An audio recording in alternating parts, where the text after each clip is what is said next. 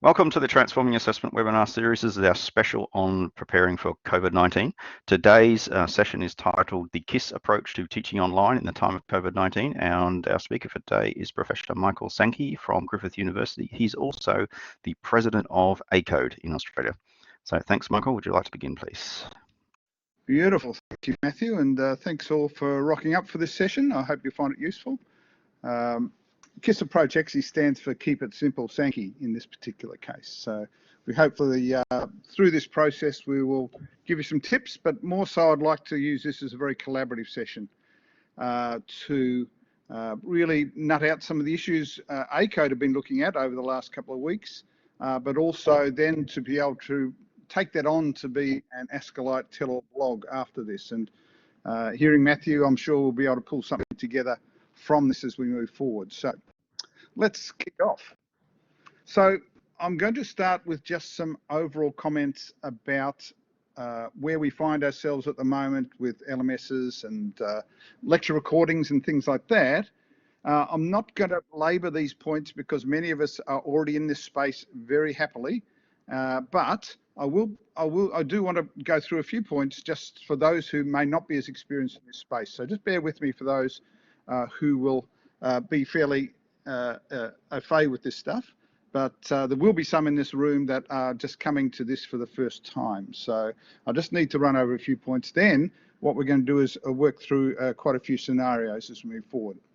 So we do at this time of crisis find an LMS, which we mostly have to double as an online classroom. And they do that very well. That's the way they're designed and everybody's happy with that thought. Unfortunately, we have a lot of people, though, who just put up PDFs and PowerPoints and they call that online teaching. However, for the last 10 years, I mean, we've had LMSs for a good 20 years now. For the last 10 years, though, we've seen some improvements in this space. And that's largely to do with the great work of the tele-advisors, instructional designers, people like that, that we've seen in this space over the years, those who specialise in this space and who work very closely with academics.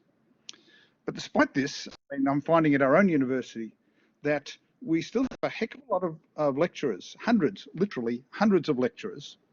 We have a university of 50,000 people, we have like 5,000 or 6,000 staff. We have hundreds of lecturers, and over the sector there are thousands of lecturers who have always used the LMS not for teaching online, but more so as just a place to, as an online space to their teaching. A kind of a blended space, but now we're starting to think about how we have to use it fully online.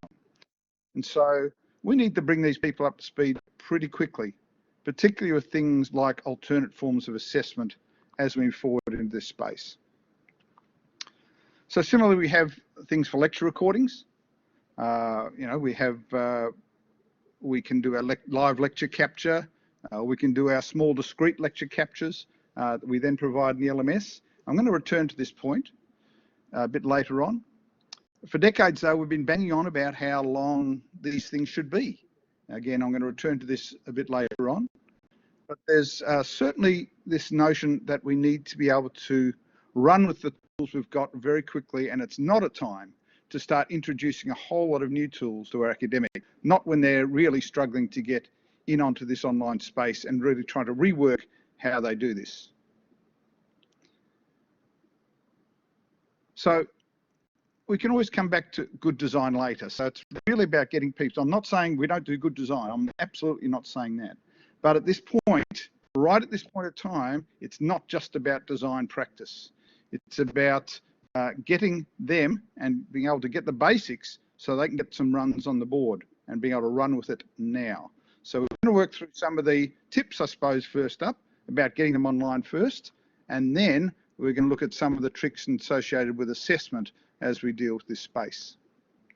So as I said, we have our lecture capture systems. At Griffith, we use Echo 360. There's Panopto and, of course, MediaSite and Kaltura. I'll probably miss some, but they're the main ones we see in the sector. And most of these now will allow us to stream live lectures en masse. We are streaming live lectures from home through our Echo 360, and I'm pretty sure Panopto and the others do it as well.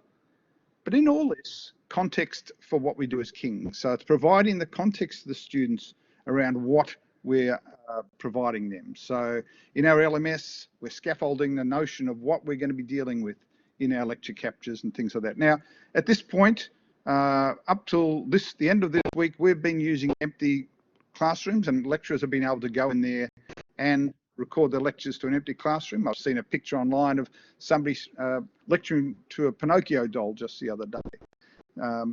But there's something not quite as satisfying for a lecturer in having to present a 2-hour lecture to a Pinocchio doll.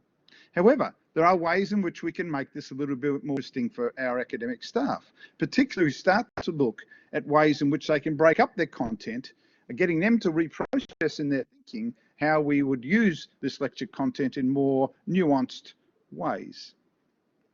And so, particularly in this relationship of context is king, having a place in our LMS where students can find about their assessments and how to submit, that there's a place that they go to for these lecture captures. And there's also a place where lecturers can answer questions about what they're doing.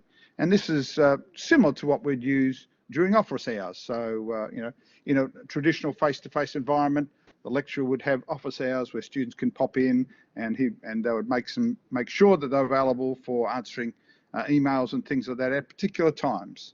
And so the same is true for this online space. So although this space is available 24/7, we don't need to be thinking we need to be in there 24/7. What it is, it's about making clear to our students where we'll be each day and what we'll be able to do, and that we are in that space each day for a period of time, dealing with those questions that the students might have, and then scaffolding other things as well, encouraging other students to provide commentary back to other students. So it's not just us being the font of all wisdom and knowledge.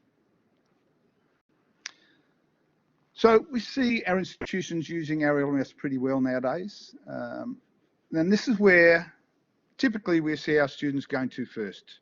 Many of our students will bookmark their course sites, their subject sites, and divert past the university's portal. We've seen that ourselves. I've seen that at the 4 universities I've worked at, how they just tend to go directly. They don't want to muck around. They just want to go directly to their teaching sites. So that puts an onus on us as teachers to make sure that we're communicating at that level with our students as well. And in this site, they need to be able to get a consistent view of their timetables, where their tutorials are, and have extra links to resources and things like that. Again, this is not new stuff to many of us, but for some it might be. So let's just bear with this and go with this for a sec. One of the most frustrating things, of course, as you can see in that cartoon, is sometimes you get completely overwhelmed with messages. And so it's often nice for a lecturer to come in and reassure students around certain points, and to provide some summary of points along the way as students are in their discussion boards, or if you're using things like Office 365 Teams and things like that, to be able to summarise some key points that students have been discussing along the way. And so through the use of discussion forums, we're now heavy users of Office Teams, Office 365 Teams, and are finding that to be a far more contemporary look and feel to a lot of the stuff we do. We still are heavily dependent on our LMS, but we're finding this collaborative space of the Office 365 Teams to be incredibly useful for students, not just for the notion of collaboration with students, but also these are the tools they're going to be using in the workforce as they go out the other end. They're not going to be using an LMS in the workforce. They're going to be using what we call these productivity tools, like Slack and like Teams and things like that. So it's a really nice notion to be able to scaffold students into the use of these tools as they move forward through their studies. Okay, most institutions in Australia use Zoom or some other type of video conferencing suite. Unfortunately, Griffith doesn't have Zoom, but we use Microsoft Teams meetings, which is really good as well, and we have a Cisco system as well. But the principles of a video conferencing system are the same, regardless of which tools you use. Many of us also have virtual classroom softwares like this one, like Blackboard Collaborate, that allows us to have more interaction with people and to respond to people's text messages and things in a timely way. And of course, we do the same thing with Microsoft Teams. These latest systems like Teams and Blackboard Collaborate also, of course, allow us to break out into sessions and have smaller classes within those larger rooms. Zoom does that as well, of course. And I think to the point where many of the Zoom users are considering, okay, well, is Collaborate still a tool, or can we move to Zoom and things like that? This is not the time to be worrying too much about that. We need to actually keep some consistency going for our students now, not trying to be swapping and changing tools as we move forward. Students can ask questions easily in these of the teachers, and again, we can break out into those smaller subgroups. There are also systems that are accessible on campus or at home, so we should not look to necessarily see these as a replacement to stopping lectures or anything like that, but we do want to see them used really well in terms of the more nuanced spaces for students. We had a COVID-19 meeting with our Vice-Chancellor the other day in a Teams meeting. We had like 180 people in there and it was working beautifully. And so, but if you're going to be doing work like this within a group where there's only 30 people, you can actually get a lot more interaction happening. We've got 145 in this session. So similar to that Teams meeting the other day with the Vice-Chancellor, it's a little bit hard to keep up with the messages and things like that. We will go back and have a look at these as we go through. Some quick tips, just some very quick tips as we roll through. One thing we've learned over the years is we're going to do our pre-recordings. It's better to chunk those bits of recordings up. We say to no more than about 12 minutes. We find that students' attention is about 7 minutes, starts to wane off to about 12 minutes, and then kind of dives right off after about 12 minutes. And so we've seen this in a number of research projects over the years. It's also consistent with the research that's been done by the Open University in the UK as well. And so focusing more on discrete topics and allowing the lecturer to deal with these topics as opposed to allowing the lecturer to deal with a topic over, or multiple topics over an hour or more in a lecture. Of course, we can also now break up our lecture captures that pre-exist and allow them to be broken up into smaller chunks as well. So it's simply a matter of making more of these smaller chunks rather than one long lecture if that's the case. It also helps our students download them and consume them in smaller chunks to download our podcasts and vodcasts while they're on public transport and things like that. And of course, dealing with one or two concepts at a time allow us to put in short activities and quizzes associated with these within our LMS.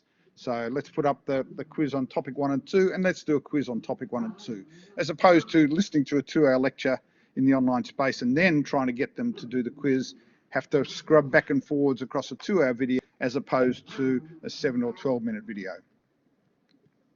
Some other quick tips: students are studying from home at the moment, and so the smaller chunks allow them to do other things as well. So they don't want to particularly sit in a chair for 2 hours. They need to go off and get to the fridge and grab a drink. They need to, go to the loo. So it's a way of, if we can break these things up a bit more for our students, it gives them space within their day to actually do other things as well, to go into some other topics or another subject that they might be doing, and allows them to mediate their studies a lot more instead of just having to sit there for 2 hours listening to a lecture. I've sat in a bus, you sit on public transport, a tram or a train, and you see the spaghetti hanging out the students' ears as they listen to things. This is the ideal opportunity for us to, not that they'll be taking too much public transport at the moment, the ideal opportunity for us to break these things up. In Brisbane, the average commute time is half an hour. So by the time you give 5 minutes to get on and 5 minutes to get off, there's 20 minutes. So, they could fit a couple of podcasts or vodcasts into that 20 minutes, even as they're traveling on public transport. This is, of course, more after the COVID stuff, but still the same principle holds true. Okay, accessing resources can be an issue at the moment, of course. So particularly as we're starting to download large lectures and things like that. But I don't know about our physical library is now shut. We're not allowing students in there, and that means that they're finding it hard to get resources. Many of our resources, particularly Griffith, are online and accessible to students. But if we're not careful and lecturers start putting up, so I've found this beautiful reading in this online journal, and I found it while I was on campus. But and so I get past the firewall, so I grab the link for that reading, and I put it into the course site. Now, because I've been in the Griffith firewall, I can access that reading. But you, as a student at home, you click on that link. You're not within the firewall unless you're using a VPN. You click on that link, you get hit with a paywall. And so we've got to make sure that as much as possible, we're accessing resources and providing our students with resources that they can access freely. Of course, there's a bucket load of open access resources out there as well. I suppose one of the tendencies when we know we have to do it online is potentially to overcompensate for this and to give them more stuff because we think they need more stuff that they can't find stuff for themselves. So it's really important that we're engaging them with the key materials they need to do the task, and then allow them to find the materials, the additional materials that they can share with you and the other cohort of students. So don't give them everything up front. Give them the basics, allow them to come in and start to help provide the resources to the students as well. Why not get them to run a lecture? This probably works better in the latter years of study, but they can get in there and start early as well. If we scaffold that properly, it's worth a try. Give them a go. It helps them process the information, and sure, they might make mistakes, but that then gives the other students a chance to peer review and to peer comment within proper etiquette, of course, the types of materials that the students have been sharing with them. Now, typically though, particularly as we move to an online space as opposed to a face-to-face scenario, we think, oh, how long should students be studying?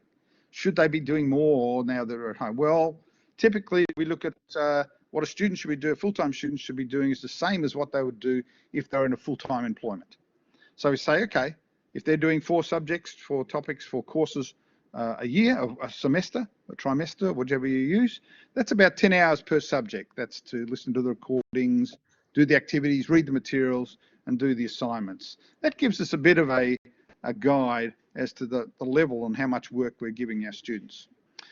I tweeted this today, actually. It came through EduCause. It's just a really brief 4-minute thing. It was probably a really good 4 minutes I spent early this morning just listening to this little podcast of only 4 minutes of 8 lessons from teaching. It was back from 2013. EduCause re-released it today.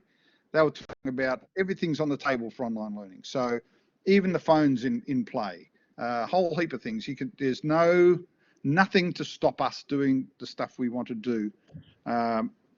They were talking about encouraging the use of storytelling and getting students to tell their stories, particularly as they're in, and I'm extrapolating here, but particularly now they're in lockdown situations and things like that. Get them to extrapolate and talk about how they're studying and things like that. It's really important for us to keep daily office hours so they know when they can get in touch with us, and to be explicit about our instructions. So particularly for those who haven't got the opportunity to touch base with other students in the refec or anything like that, and to talk through what does the lecturer actually mean, the lecturer's actually got to be a little bit more explicit with their instructions at the moment. We are not the font of all wisdom, I've already mentioned, so I don't need to rehearse that space again, except to say that we are a learning community, and it's not just the lecturer. More and more with our socio-constructivist pedagogies, we're thinking of us as a body of learners together. And the lecturer is learning as he or she goes as well. I know from when I was teaching my web design and publishing years ago, I learned heaps from the students. They were teaching me stuff as well. Importantly in the online space too, because you do this implicitly when you're in a lecture and in a tutorial and things like that, but you don't think to do it in the online space. And that is to keep referring back to the learning objectives and reinforcing the fact that this is how it lines up with what you're doing in a subject and how it lines up with the program of study as well. A really neat way of providing social presence within the online space, particularly when they are getting that social presence with their fellow students, is to use audio and video feedback for students. So many of our new LMSs allow that. And so providing a human voice back to the students is really important. Similarly to using podcasts, you don't have to necessarily record a lecture using a video capture. Use a podcast if you want to. That lets them hear your voice. It lets them hear the nuances in your voice as opposed to necessarily reading something. In fact, why don't we do that with some assessment as well? Get them to use some audio in their assessment so we can actually hear from them and understand what they're actually thinking as well, particularly picking up the nuances in that. And I think the other key point I picked up, again, just reinforcing that key point of doing some fun things within this online space, getting them to play some games, some gamification through the use of discussion forums or in our office Teams environment. Getting to use memes, getting them to distill some concepts into memes, for example, and then sharing the memes with other students. Okay. Our task today, though, is we've got ACODE, which I'm the president of, met in Canberra back in 12th and 13th of March, only a couple of weeks ago. And just so happens that our topic of the time was assessment. Now, we had no idea when we set that topic up that we were going to be in this crisis right now. So we had some great discussions over those 2 days. And sorry about the dogs in the background. They're just gone a bit nuts. We've had some great sharing around our e-assessment topics. And what we did is we distilled out some points from our discussions, which we then circulated. I've circulated that through Campus Morning Mail and somewhere else in a blog post I did. And what I'd like us to do over the remainder of this session is to start focusing on some of these recommendations or topics we distilled out in terms of e-assessment. So let's, for example, we distilled this point out here. So instead of in-person exams or employing expensive proctoring software solutions, you can use a quiz tool in the LMS in conjunction with Zoom or its equivalent, so that tutors and teachers can at least watch the face of students undertaking these quizzes. So instead of using a full proctoring solution. Realistically, though, we're thinking of doing that with maybe 15 or 16 students, or we can use multiple staff. So staff within our sciences group, our health group at Griffith, are starting to use Teams to do this in, and they've got a whole range of administrative staff that are working at home and are now not finding that they have a full workload at the moment. So we've been able to use these staff to come in and start to proctor to watch students in these exam situations. We don't have to go to that. You can do it and collaborate. You can do it in any tool you want. We're using Teams for that. You can use it Zoom, but what's important that you can actually see the face of the student that's doing it. Same principle as you're using the proctor invigilation, or you might use Respondus Monitor or something like that. Same principle, but you can do this really well with smaller classes. So what I'd like you to do is put some thoughts around that. If you think there's some additional things we could consider in this, what we're going to do is harvest your comments and add to these points. So I'll just give you a sec just to, if you haven't already, take a minute to throw in some points. And now everybody's gone quiet. There we go. Cool. So the question is, here's a point that the ACO, we as a ACO group, we had 17 universities there. We distilled out a series of points. Now we're going to, about 11 points we're looking at tonight. Here's the point we made here about e-exams. Are there things we need to consider in addition to this point? And just type them in if you think there are. We thought originally that 16, we thought maybe 30, one person could look up to 30 people. That we found that wasn't as practical as it could be.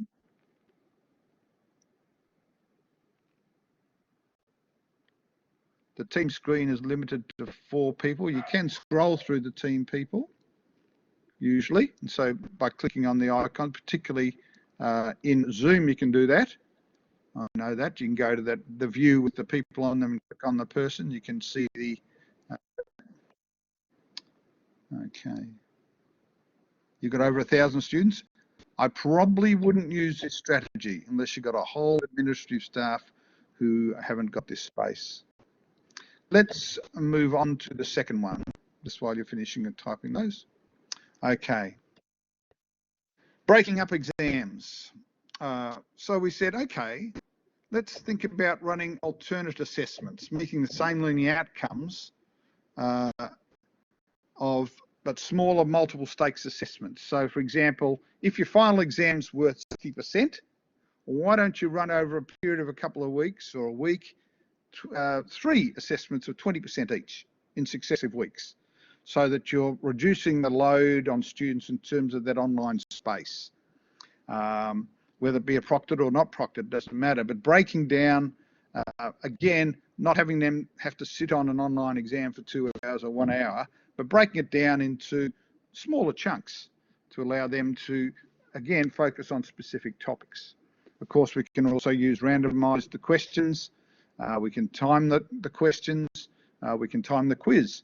Usually we're using this within the LMS, using the quiz tool within the LMS, and limiting the opportunity for that, and using that type of video invigilation or the timing mechanism starts to restrict the ability for students to be able to seek assistance from other people, particularly if time limits are around. So if you're going to do that, though, you need to inform students that you're going to do that. You can't just dump it on them at the last minute. So it's about having that conversation with them beforehand.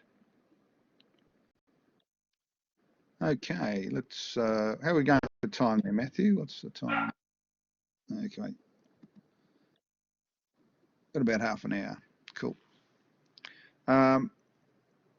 What we're finding is the use of proctoring tools is problematic at scale for both the service itself and for the university. So we recommend some caution in terms of that.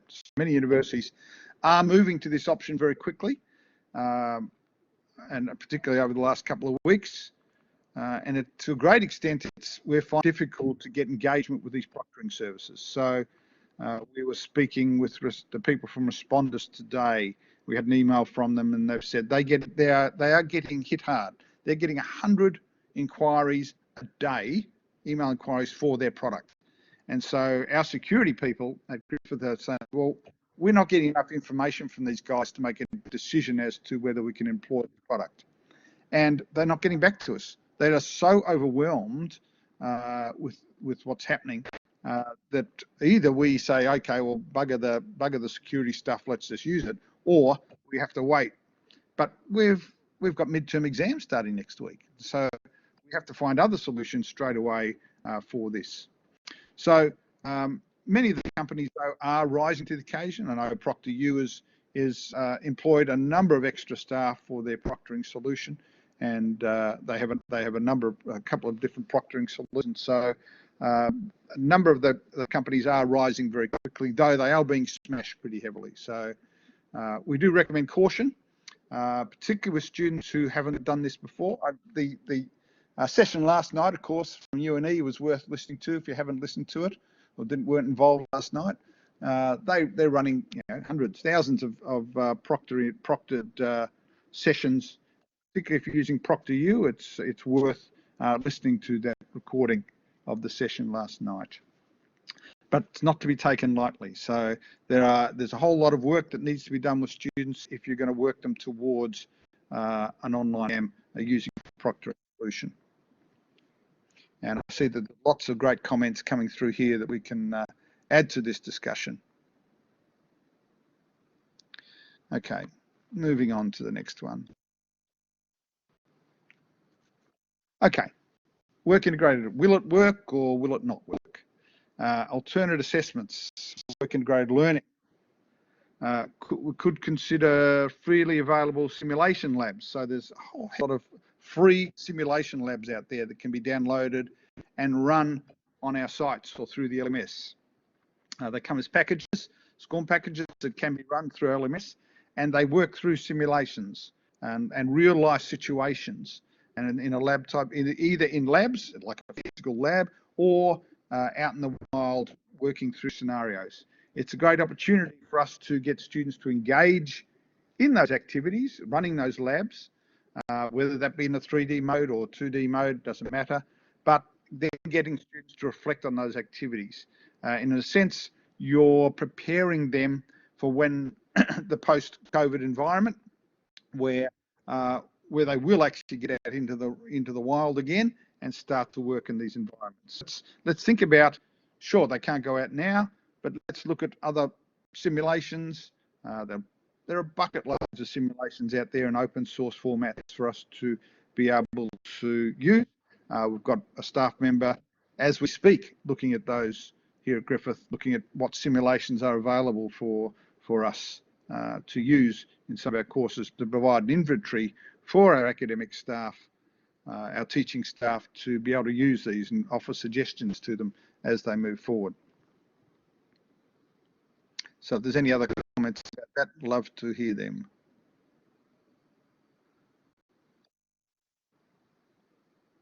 Cool. Let's look at the next one. So video meeting tools. So which one should I use? So another approach is that we could ask our students to reflect on a situation that we now find ourselves in. So I've actually realised I've got the wrong title on that slide, I'm sorry.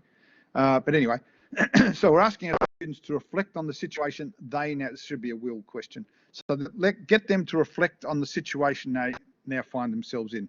They're having to work remotely. Now, if they can put themselves in the situation of, if they're an accountant or they're an engineer or they're a social worker or something like that, and they have to work remotely, what are some of the things they do if they were this worker and now having to work in this remote situation?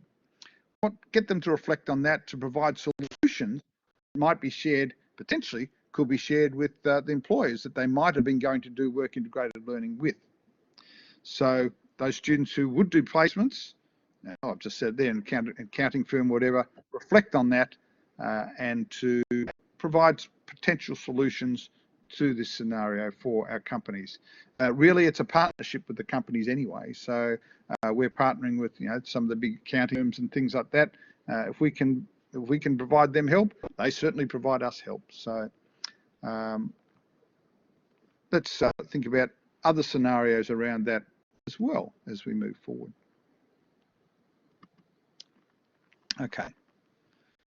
Use more audio-based assessment. I touched on this a little bit earlier, but all students have mobile devices, don't they? Where they may not all have laptops with cameras in them, for example.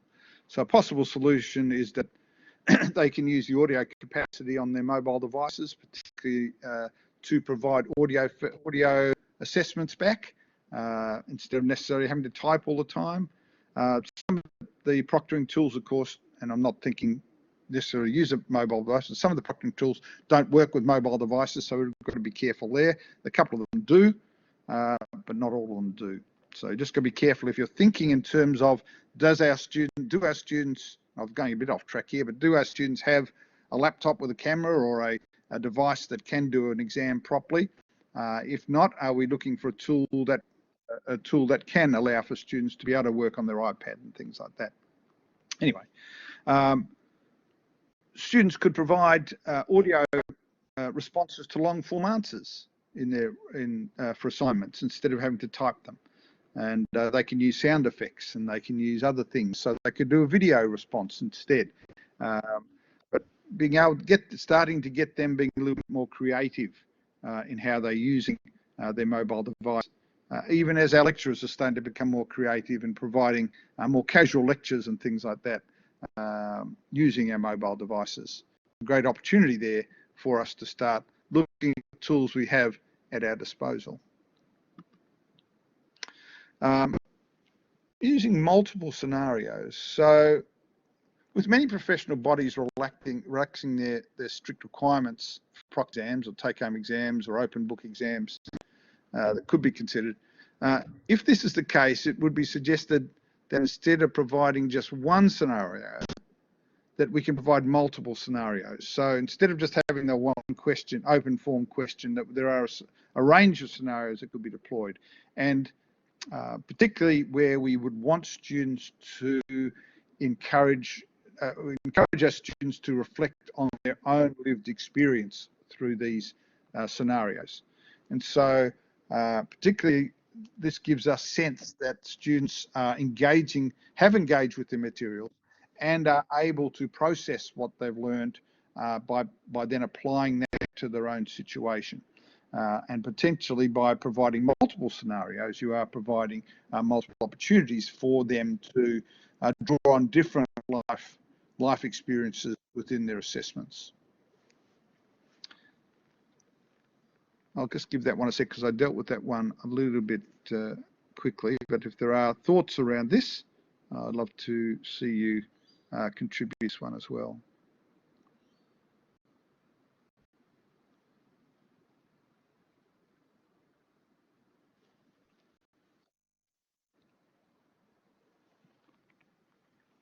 Yes, it's all on the table. It sure is. Okay, let's move on to 20. This is kind of at the other end of the scenario here, where we start talking about a moderation of marks. So we have typically, I'm the chair of an academic committee for another private provider, and I'm chair of their assessment board and assessment committee, and we typically sit and review the marks of the students at the end of the trimester and negotiate, look at the distribution of marks and things like that, not talking about a bell curve, and look at some of the issues that some of the students have had with their assessments and look at the assessments that have been done and see where there could be issues. This, of course, is not going to be possible. And so we need to look at other tools to be able to do this in.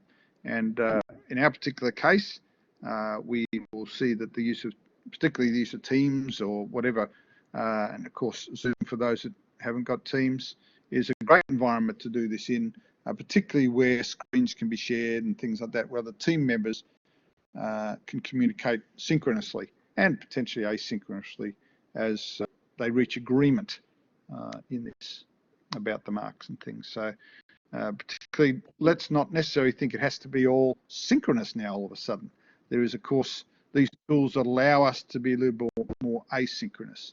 And similarly with our teaching, we typically think that we give a lecture, we do a tutorial, and that's synchronous.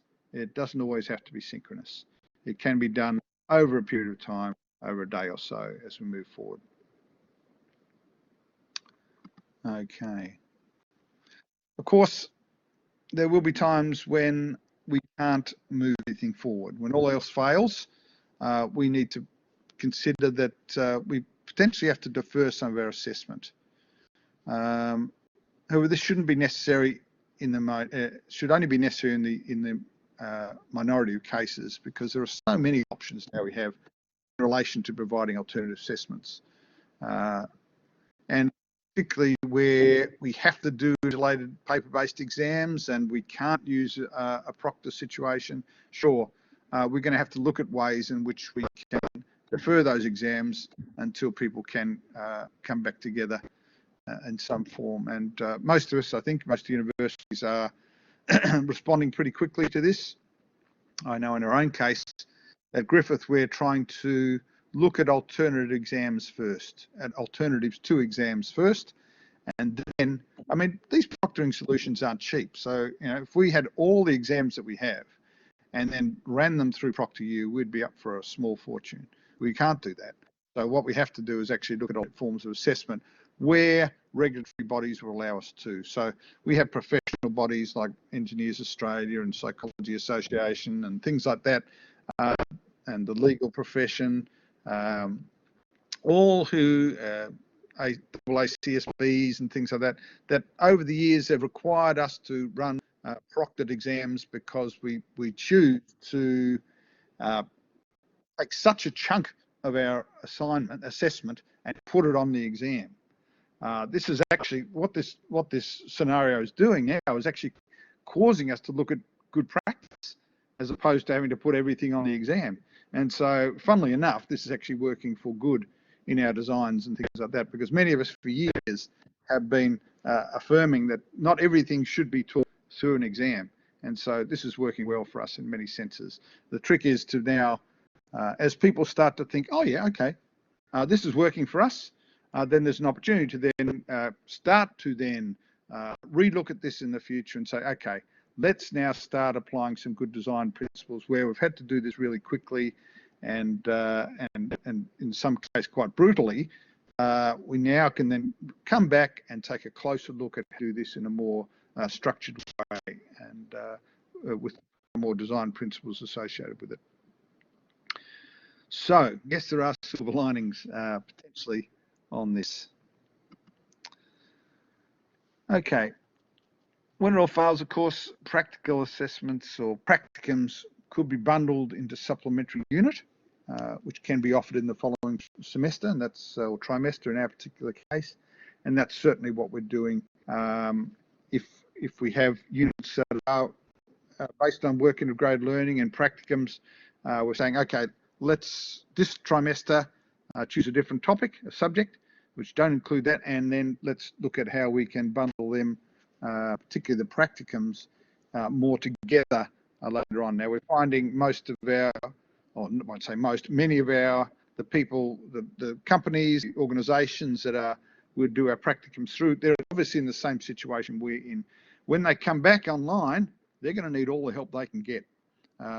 They've got many places have been laying off staff and tragically laying off staff, and they're going to need all the help they can get to get back on their feet. So I think there's almost some responsibility on us as partners with these companies to actually help them get back on their feet after this, and the practicum is a great way to that as we move forward.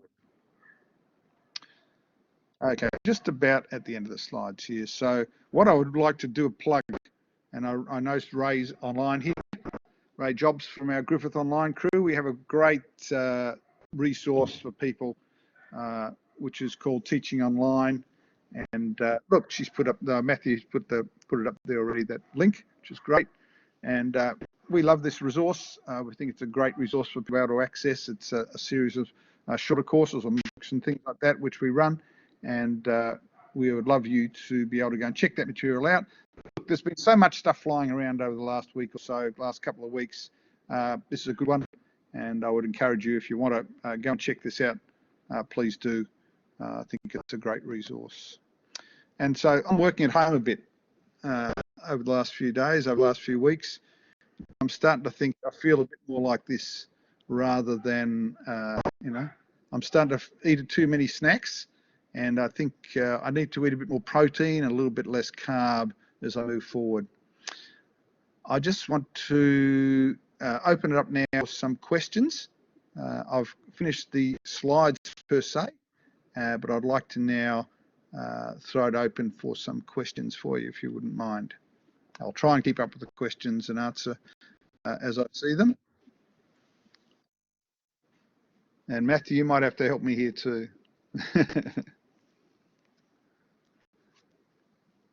So,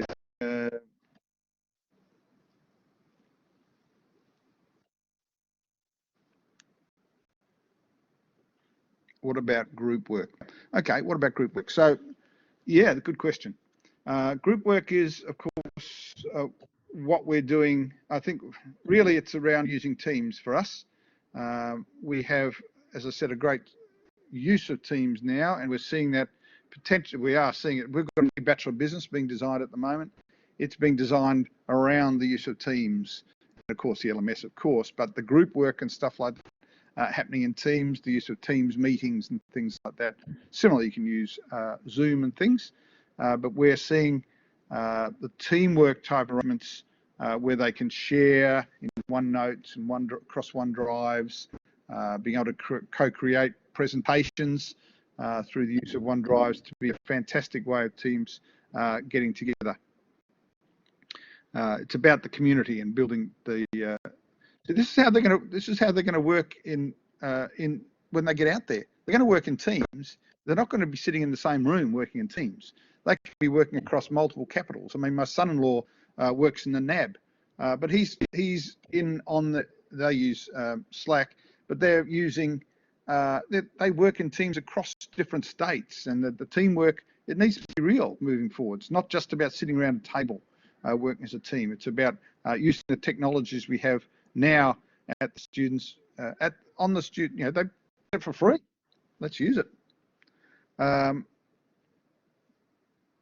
Any other questions there? You've seen, Matthew?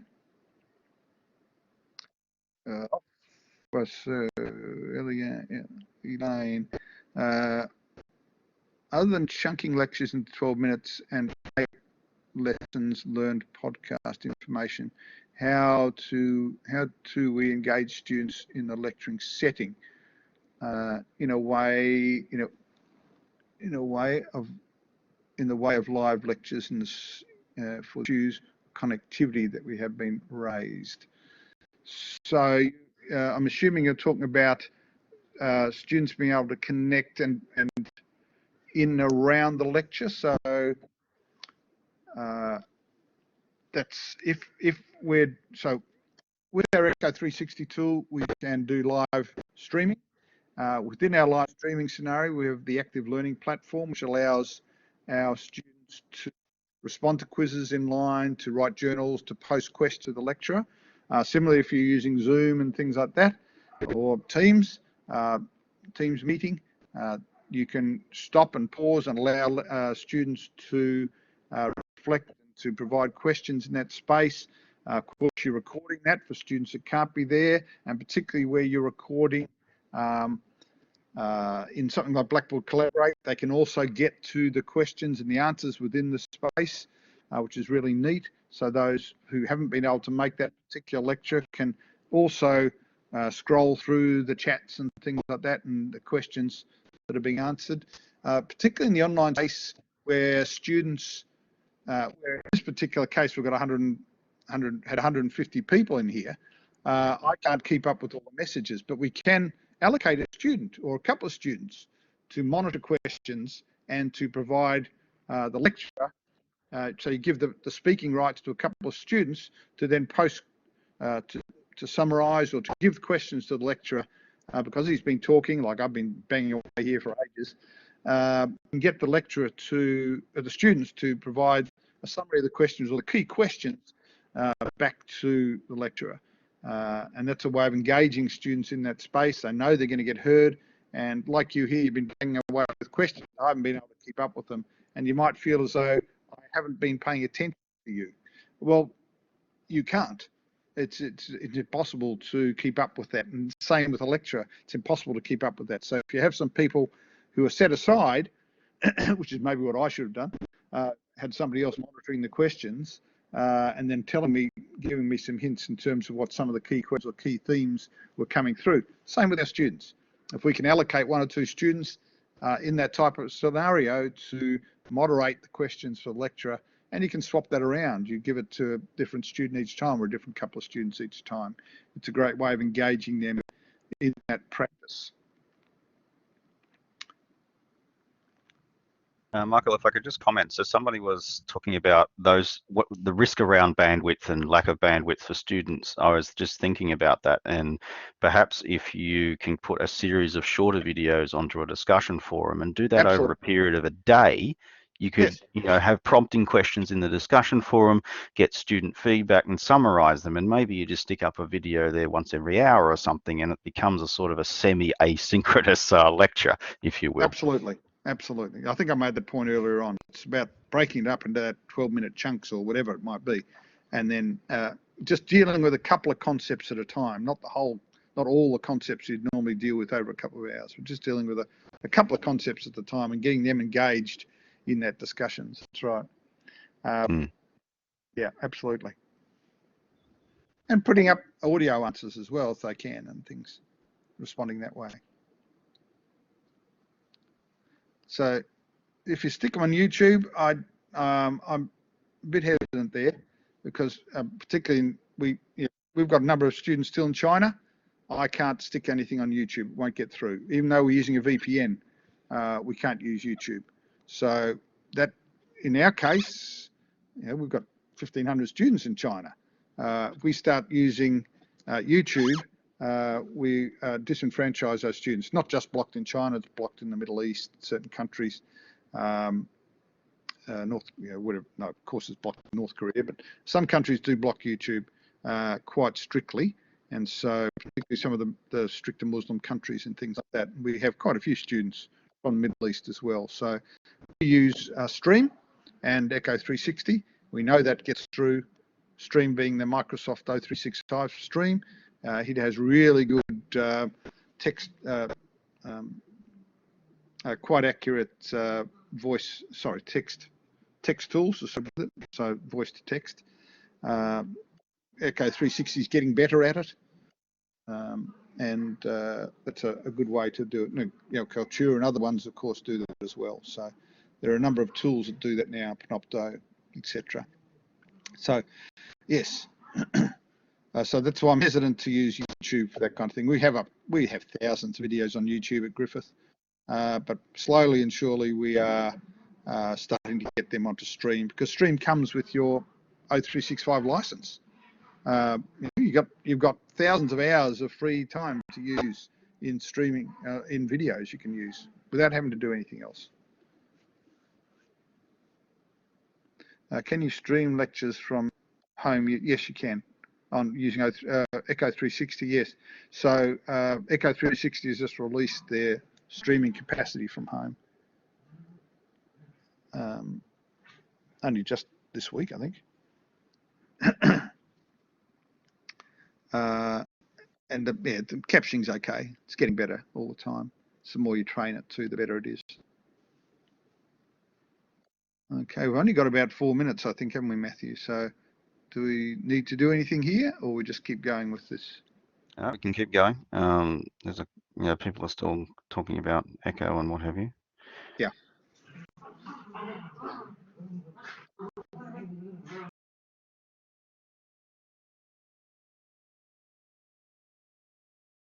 Before people rush off, if you could kindly fill my feedback survey, that would be really great.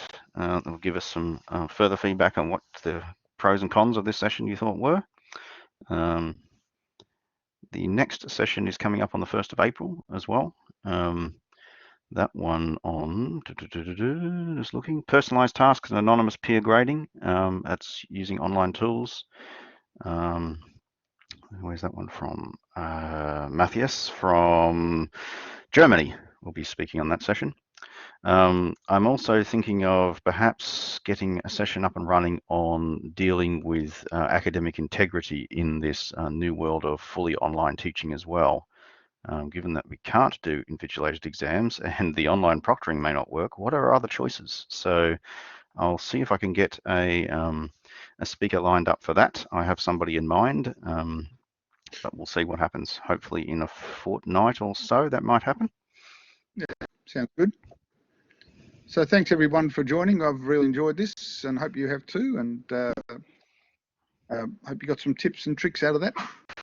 And, see you around the traps. All right, thank you, Michael. We will conclude the session here, but if people want to stick around for a couple of minutes, you're welcome to do that. But as I said, please kindly fill my feedback survey in. There's the link again in the text chat. But thank you very much, and see you on the 1st of April, hopefully.